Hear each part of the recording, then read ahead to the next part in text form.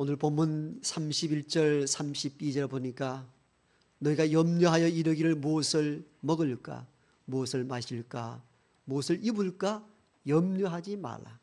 이는 다 이방인들이 구하는 것이라. 이렇게 말씀하고 있습니다. 더 쉽게 말씀을 드리면 살아가면서 무엇을 먹을까 뭘 마실까 무엇을 입을까 염려한다면 이는 이방인과 똑같습니다. 이 말씀입니다. 우리가 이 말씀을 수없이 많이 읽고 또 선포된 설교를 통하여 들었습니다. 모두가 이 말씀을 통하여 감동을 받기도 하고 도전을 얻기도 했습니다. 그런데 제가 이 설교의 말씀을 준비하다가 이런 도발적인 질문을 하기 시작했습니다. 아니 주님, 우리가 세상을 살아가면서 뭘 먹느냐 뭘 마시느냐 뭘 입느냐 이게 염려가 안 됩니까? 이런 염려하는 이들에게 주께서 말씀하시기를 이는 이방인이 구하는 것과 같다. 그런 우리를 어떻게 이방인과 똑같이 취급을 하십니까? 먹고 사는 일들이 얼마나 힘든 줄 주님 아십니까? 입고 자식들 키우는 일들이 얼마나 힘이 드는데 그런 우리를 향하여 이는 이방인이 구하는 것과 같다. 이렇게 말씀할 수 있습니까? 이게 제 안에서 터져나오는 질문이었습니다. 여러분 우리 부모님 세대를 생각해 보십시오. 여기에도 우리 부모님 세대 어르신들이 많이 계시는데 참 가난했습니다. 어려울 때에 당신들은 잘 먹지 못하고 잘 입지 못하여도 어떻게 자식들 먹이고 입힐까 항상 고민하고 염려하며 그렇게 자녀들을 키웠습니다. 그런 부모님들에게 오늘 말씀을 빗대어서 이렇게 설교를 한다면 동의가 되겠습니까? 여러분 그렇게 뭘 먹자 뭘 마시자 뭘 입자 그렇게 염려하는 것은 이방인과 똑같습니다. 저는 동의가 안 돼요. 제가 목사이지만도 이렇게 말씀하시는 이유에 대해서 쉽게 납득이 안 된다 그 말입니다. 저는 오히려 자녀를 향하여서 뭘 먹이고 입히고 어떻게 할까 그 고민하는 부모님들이 더 존경스러운데 주님은 어찌하여 그런 사람들에게 그렇게 사는 건 이방인들이라 구하는 것이다라고 책망할 수 있느냐는 겁니다. 오늘은 우리 젊은이들을 보십시오. 다 일자리를 찾기 위하여 그렇게 애를 씁니다. 참 걱정이 많습니다. 염려가 가득합니다. 그런 청년들에게 제가 이 말씀의 감동을 받았다 해서 여러분 젊은 청년들이요 일자리도 찾지 못한 그들에게 말하여 이르기를 주님이 이렇게 말씀하셨습니다. 뭘 먹고 뭘 마시고 뭘 입는가 먹으려 염려하느냐 그건 이방인이 구하는 것이다. 이렇게 선포한다면 청년들이 쉽게 납득이 되겠느냐는 것입니다. 제가 믿음이 없어서 그런가요? 그렇다면 주님은 왜 이 말씀을 하셨을까를 우리 모두가 고민을 해야 됩니다. 염려하여 이르기를 무엇을 먹을까 무엇을 마실까 몸을 위하여 무엇을 입을까 염려하는 것은 이방인과 똑같다라는 이 말씀의 의미가 진짜 무엇일까요? 그건요 우리가 일반적인 염려를 탓하는 것이 아닙니다. 우리 삶의 목적에 있어서 그 어떤 목적도 없고 오직 먹는 것 마시는 것 있는 것에만 매몰되어 인생을 살아가는 이들을 향한 메시지인 것입니다. 살아가면서 염려, 근심, 걱정 없는 사람 누구인가 찬송가 가사 속에도 있잖아요. 염려는 인간이 살아가는 날 동안에 자연스럽게 나타날 수밖에 없는 현상입니다. 다 염려 한두 가지가 있죠. 그 염려 전부를 탓하는 것이 아니라 삶의 목적을 오직 먹는 것, 마시는 것, 입는 것에만 방향을 두고 살아가는 사람들을 향하여 던진 주님의 메시지인 것입니다. 만약에 우리가 오직 먹는 것, 마시는 것, 입는 것에만 목적을 두고 인생을 살아간다면 교회를 다니지 않는 세상 사람과 어떤 차별점이 있느냐는 것입니다. 주님은 이 질문을 지금 던지는 거예요. 그렇다면 이 제자들아, 자 마태복음 6장의 자리는 어떤 자리입니까? 마태복음 5장, 6장, 7장은 산상보훈입니다. 주를 따라 말씀을 듣고자 하는 제자들을 향하여 선포된 말씀입니다. 즉 제자들아, 너희들이 삶의 목적을 오직 먹는 것, 마시는 것, 있는 것에만 두고 산다면은 저 세상 바깥에 있는 이방인들과 나를 따르고자 하는 제자들 너희 사이에 무슨 차별점이 있느냐는 겁니다. 어떤 차이도 없다는 것입니다. 바로 이를 두고 행한 주님의 말씀이셨습니다. 그렇게 산다면은, 그것이 여러분 삶의 목적이라면은 이방인과 동일한 것이 아닌가라는 것입니다. 실제 이 세상 사람들을 보십시오. 주로 어떻게 살아갑니까? 지금 먹는 것, 입는 것, 마시는 것, 다 여기에 관심이 다 있습니다. TV 홈쇼핑을 한번 보십시오. 어떻습니까? 지금은 막 겨울철 옷에 대해서 막 대단히 선전을 많이 합니다. 쇼 호스트들이 나와가지고 온갖 옷들, 그 다음에 신발 부츠들, 털 장갑들, 그 장판에 대한 것, 전기장판 다 입는 것. 그 다음 보십시오. 요즘 홈쇼핑 보십시오. 먹는 것에 대해서 얼마나 광고를 많이. 먹는 것도 이제 판매를 하는 시대가 다 왔잖아요. 온라인으로 그냥 판매를 합니다. 먹고 입는 것 문제를 넘어서니 그 다음 문제가 뭡니까? 노는 겁니다. 여행입니다. 요즘요, 뭐 크로아티아 뭐 여행 상품이 얼마나 많이 쏟아진지 모릅니다. 그게 잘못됐다는 의미가 아니고 세상이 돌아가는 풍조를 보면은 홈쇼핑의 모습을 보면은 다 보여요. 입고 먹고 놀고 나오는 거. 이게 삶의 목적입니다. 그렇다면은 우리의 예수를 믿는 우리의 삶의 목적도 그와 똑같다면은 어떤 차별점도 없다는 겁니다. 결국은 그들이 구하는 것이나 우리가 구하는 것이나 같은 것이 아니냐, 이것을 지적하기 위해 주셨던 말씀이 오늘 본문인 것입니다. 이렇게 배경을 두고 이 말씀을 들으면 이제 우리가 오해하고 제가 처음에 거부했던 이 말씀들이 이해가 되기 시작하는 거죠. 우리가 염려하여 이르기를 무엇을 먹을까, 뭘 마실까, 뭘 입을까, 이것만을 위하여 구한다면 이방인과 똑같은 것이 아니냐는 주의 질문 앞에 우리는 더 이상 어떤 거부 반응이 일어나는 게 아니라 그렇군요, 그 말씀이 일리가 있군요, 이렇게 이해할 수 있게 되는 것이죠. 그러므로 주님은 우리를 향하여 너희는 믿음의 사람이 아니냐, 주의 제자가 아니냐, 그러므로 너희가 무엇을 먹을까, 뭘 마실까, 뭘 입을까 염려하지 말라 한 것입니다. 그러므로 저와 여러분들이 이 주의 말씀 앞에 다시 이 말씀을 받을 필요가 있습니다. 더 이상 주님 앞에서 뭘 먹을까, 뭘 마실까, 뭘 입을까 염려하지 마시길 바랍니다. 주의 말씀입니다. 아멘 소리가 약한 것 보니까 염려가 많다는 얘기입니다. 아멘 하라고 했더니 아멘은 했는데 실제 살아가니까 염려가 되는 거죠. 주님이 이렇게 말씀합니다. 뭘 입을까, 뭘 마실까, 뭘 입을까 염려하지 말라. 아멘은 했는데 우리 속으로는 이런 마음이 듭니다. 살아보소. 걱정거리가 얼마나 많은데요. 이게 현실입니다. 맞습니다. 저는 주의 말씀을 가지고 그냥 선포하는 선포자, 설교자로서 강력하게 선포. 여러분 주님 안에서 아무것도 염려하지 마십시오라고 선포했지만 또 막상 제가 집에 돌아가서 아이 4명을 돌아보면 걱정이 듭니다. 현실입니다. 요즘은 자녀들도 황금 숟가락을 가지고 태어나야 된다 하잖아요. 부모를 잘 만나서 그래야 살아갈 수 있게 좋다는 겁니다. 그럼 저는 흙수저입니다. 흙수저. 흙수저도 아니고 뻘수저입니다. 뻘수저. 현직 목사로서 여러분이 월 생활비를 대어주니까 그냥 먹고 살지만도 내 삶의 모든 기간이 끝이 났을 때 솔직히 저는 내 자녀들에게 자주 얘기합니다만 정말 너희들에게는 10원짜리 땅 한 평 줄 것이 없다. 너희들이 알아서 공부할 때만큼은 책임을 지겠지만도 그 다음부터 너희들이 자립을 해야 된다. 왜? 현실이기 때문에, 꼭 교육만이 아니고 현실이기 때문이에요. 정말 땅 한 평 줄 것이 없습니다. 물러줄 것이 없습니다. 사실은 목사가 아닌 집의 한 가장으로서 아버지로서 자녀를 대할 때는 사실은 철렁할 때가 많습니다. 염려가 됩니다. 걱정이 있습니다.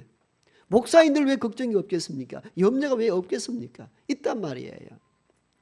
주님 이렇게 말씀합니다. 염려하지 마라. 뭘 먹을까 입을까 걱정하지 마라 하는데, 그러나 이게 쉽게 동의가 안 된단 말이에요. 왜? 살아가는 데 있어서는 현실이 또 보이니까. 주님은 이런 걸 전혀 다 무시하고 너희가 주의 제자 믿음의 사람이니까 이렇게 살아라라고 강요한다면 이게 쉽게 적용이 안 되더라는 겁니다. 그런데 주님은 우리가 이렇게 염려와 걱정과 근심 속에 사는 것을 아시고 계십니다.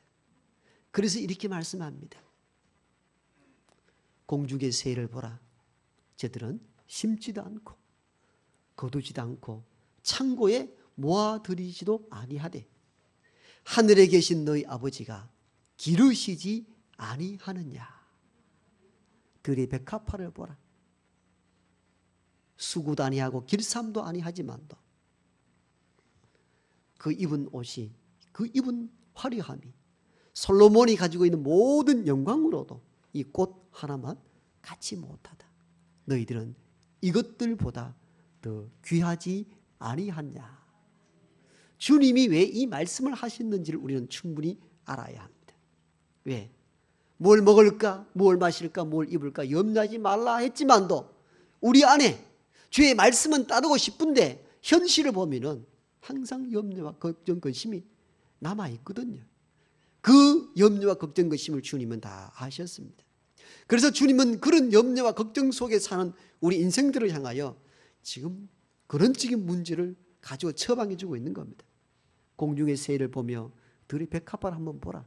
저들이 어떻게 사는지, 저들이 무슨 농사를 짓고 뭐 창고에 모아들이고 그렇게 해서 사는 것 아니고 하늘의 아버지께서 다 기르고 꽃피게 하지 않느냐. 너희들은 이보다 더 귀한 하나님의 자녀가 아니냐는 것입니다. 그렇죠. 하나님 자녀죠. 이 말은 세상의 미물도 돌보시는데 하나님께서 사랑하는 자녀를 왜 돌보지 않겠느냐는 것입니다.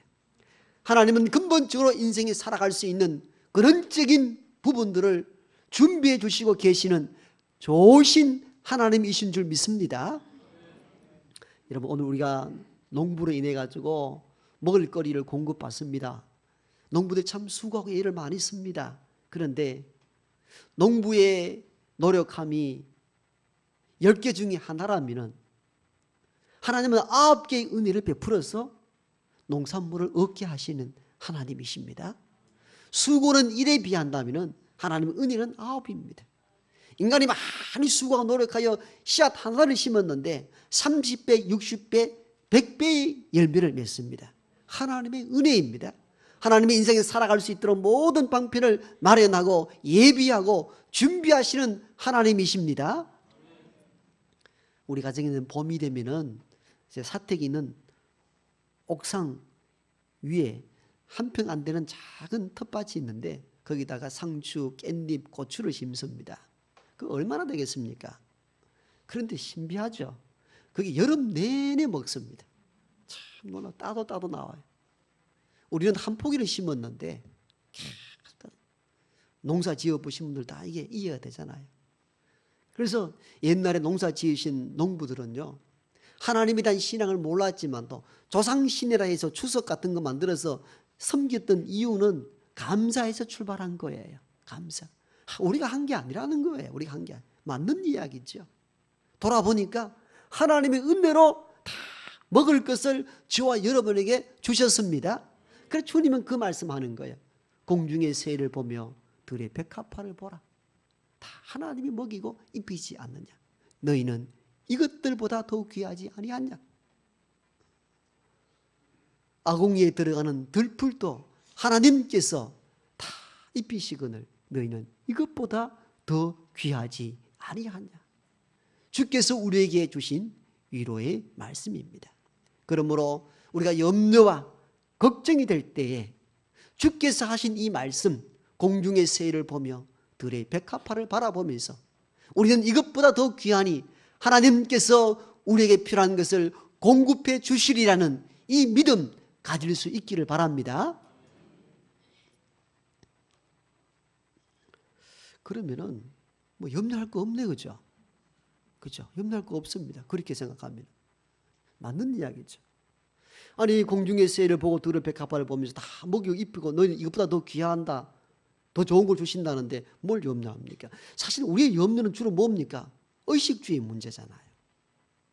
뭘 입고 뭘 먹고 어떻게 살고 집을 짓고 사는가. 근데 이 문제를 근원적으로 주님이 보살펴 주신다면 뭐 염려할 게 뭐가 있습니까? 우리 염려는 다 여기 머물러 있잖아요. 그 사람들이 오늘날 먹고 놀고 놀자팡 넘어가는 이유는 뭡니까? 과거 5, 60년도 이전에 비해서는 어떻습니까? 지금 먹고 살만 하거든요. 먹고 살만 하니까 삶의 방향성을 잃어버렸습니다. 그렇잖아요. 이전에는 가난과 어려움 속에서 먹고 살기 위하여 열심히 앞뒤 안 가리고 한 길로만 갔는데 지금 먹고 어느 정도 산단 말이에요. 그러니까 어떤 방향으로 나갑니까? 사람들 이렇게 보면은 참 열심히 돈 벌어 살 때는 반듯하던데 어느 정도 부를 가지고 어느 정도 위치에 있을 때는 옆길로 가는 사람을 많이 만나게 됩니다. 타락하고 땅 가정을 바라보고 엉뚱한 길을 걷는 사람들이 종종 있잖아요. 왜 그렇습니까? 삶의 목적성을 잃어버렸기 때문입니다. 그 다음 먹고 사는 일에만 목적을 두고 살아왔는데 이거 해결되니까 그 다음에 삶에 대한 목적이 없으니까 뭡니까? 그 다음에 쾌락을 누리는 데 빠지는 거죠. 이게 삶의 패턴입니다. 모든 사회 심리학자들이 가르쳐주는 일입니다. 이게 허전해지는 거예요. 그러면 주님이 이렇게 말씀합니다. 공중의 새를 보고 들의 백합을 해보라. 다 저들 먹이지 않는가? 너희들 하나님 자녀가 아니냐? 그럼 문제 끝나버렸잖아요. 주님은 한 걸음 더 나아가서 이 말씀을 합니다.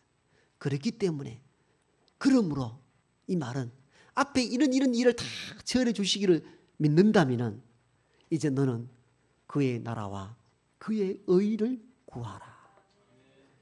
이게 주님이 진짜 저와 여러분에게 주고자 하는 궁극적인 메시지입니다.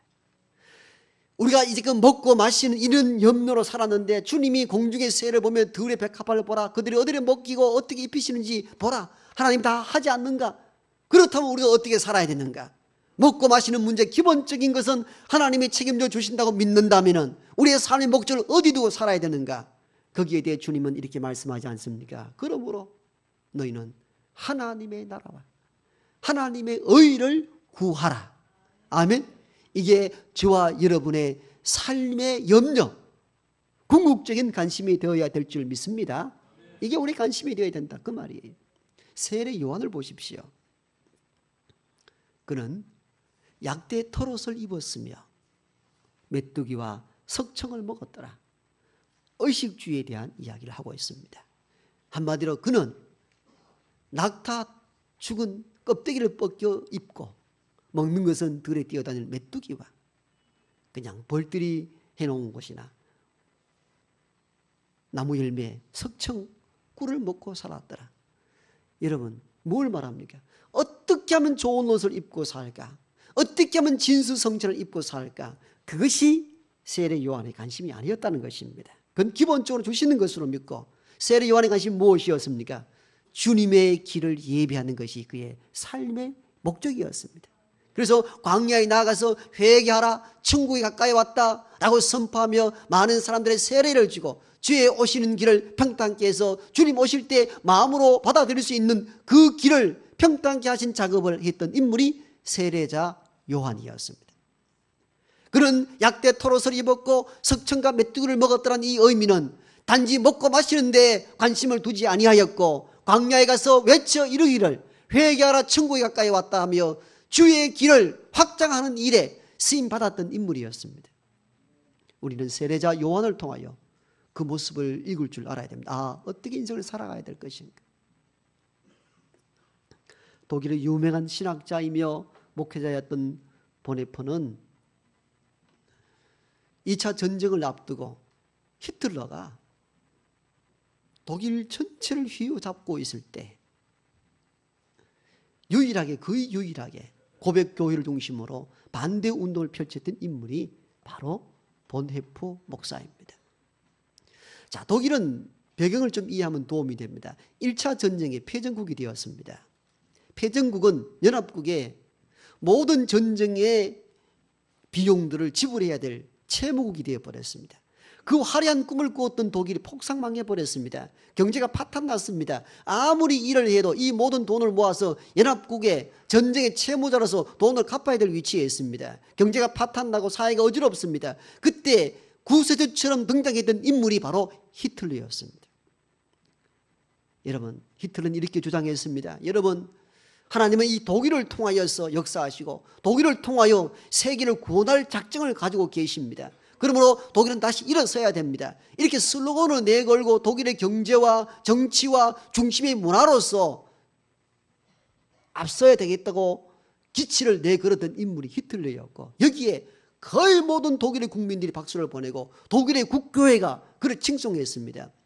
예수 그리스도 이후에 이 나라를 구원할 유일한 존재로 히틀러를 존중했습니다.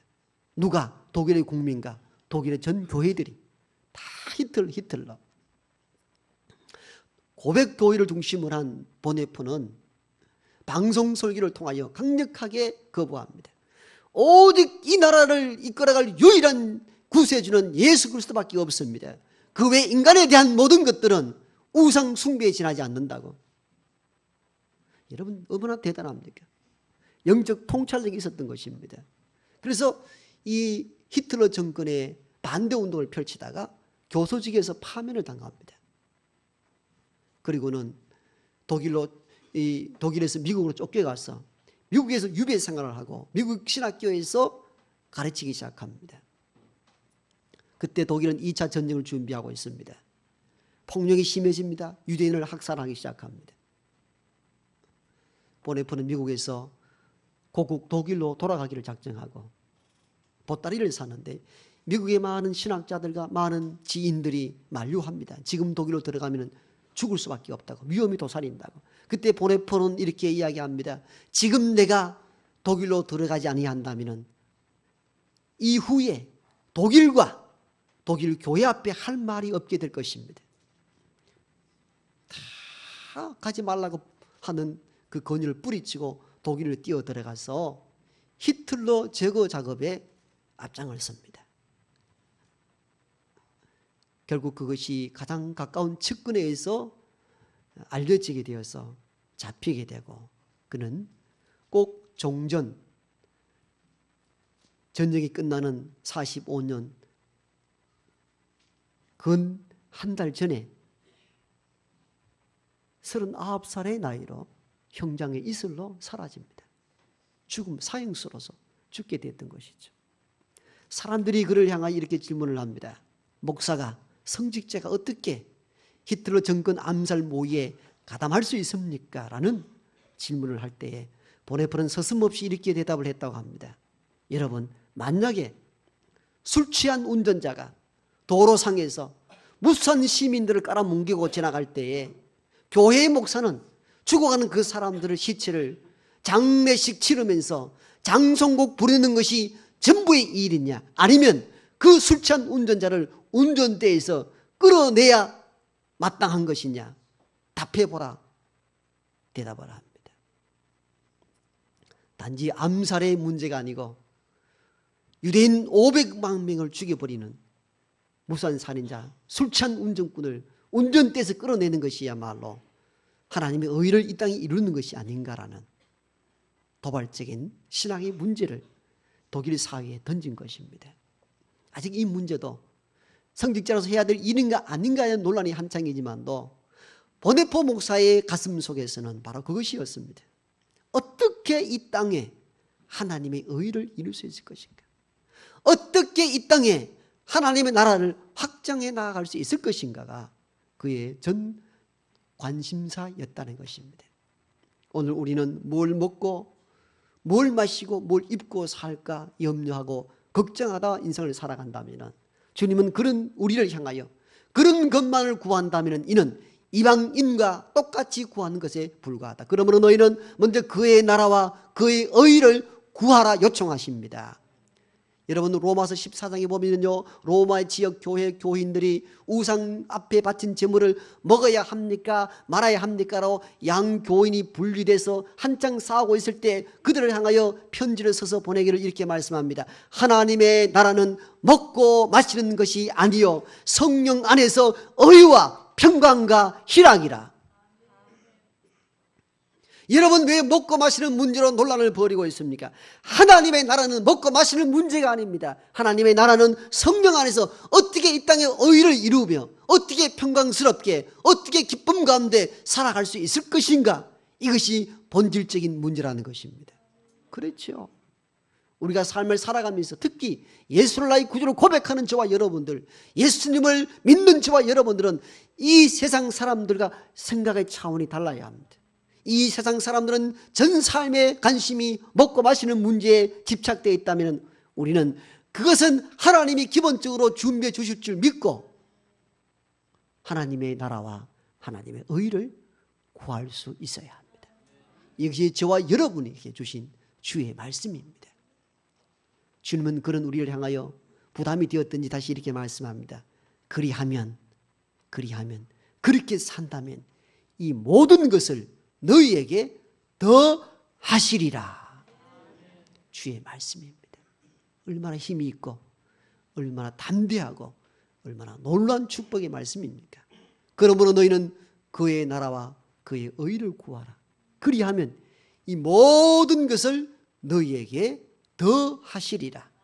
이 주의 약속의 말씀을 붙잡고 이 대림절 세 번째 주간에 어떻게 하면 하나님의 나라와 어떻게 하면 하나님의 의를 이 땅에 이룰까 고민하며 기도하는 우리 모두가 되기를 소망합니다.